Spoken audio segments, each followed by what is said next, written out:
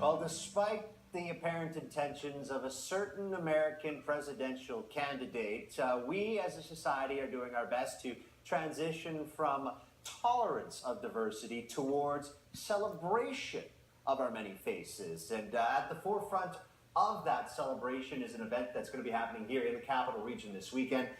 Hate to Hope 2016, joined right now by two participants in that event. We've got Chevi, who's an organizer with the event, and Stephanie, a trans advocate who's going to be benefiting from this as a nonprofit working with this. Thank you so much for coming in, guys, to talk about a very important event.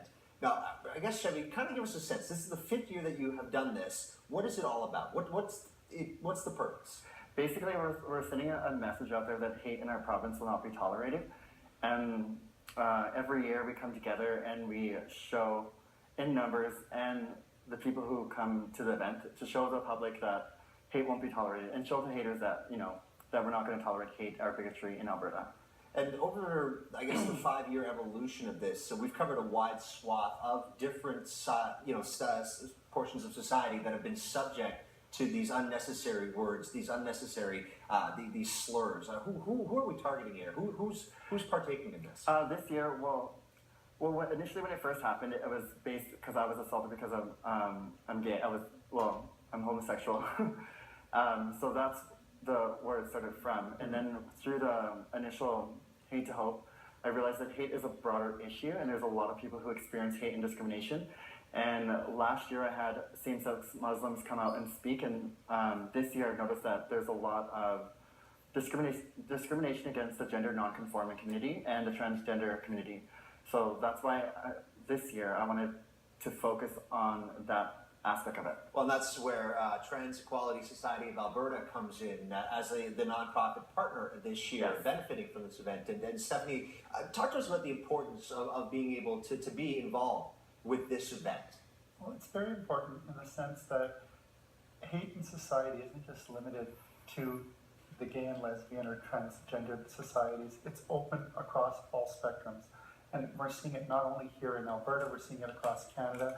And Chevi's initiative to end hate and to bring hope to society will make us more tolerant in the long run. And it's kind of mind-boggling to me, I suppose, in 2016 that we're still dealing with these hurdles. But, we hear about what's happening in our schools, certainly with the trans washroom situation. We had an individual on the show earlier, Bashir Muhammad, talking about the racism that he encountered while cycling out in the community. What do you think it is that's holding back people from, accepting common sense and one love? I think would you like to? Go ahead. Oh, no, go ahead. Okay, so I think it's just the way society has been and the way people have been raised in general. People have these norms in society and they have these beliefs as they've been raised.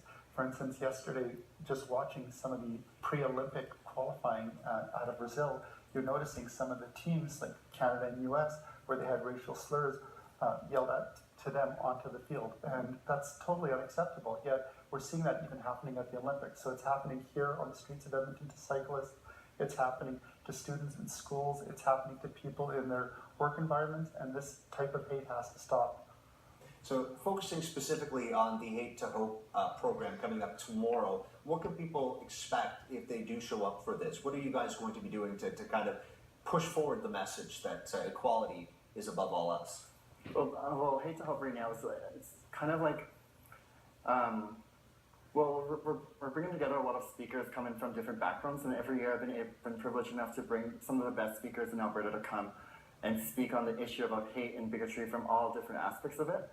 So they can come to expect to meet Stephanie, meet me, and come together as a group and collectively show to the haters that they can't hate in public. So, because I really think events like Hate to Hope need to be supported because this sends a clear message to the people who hate that it won't be tolerated, that we'll speak up against it if it does exist. And if someone is out there thinking they can hate because of indifference, events like this show them that they can't. Well, there you go. You get so many big hearts into one room, Yeah. and it's hard to deny that power. Real quickly, if people are interested in partaking in this, where's it happening and how can they get more information? Hate to Hope is happening at 110th Street. We're going to start in Garner neighborhood where I was assaulted, and then we're going to walk over the high-level bridge. So it's 110th Street and 84th Avenue.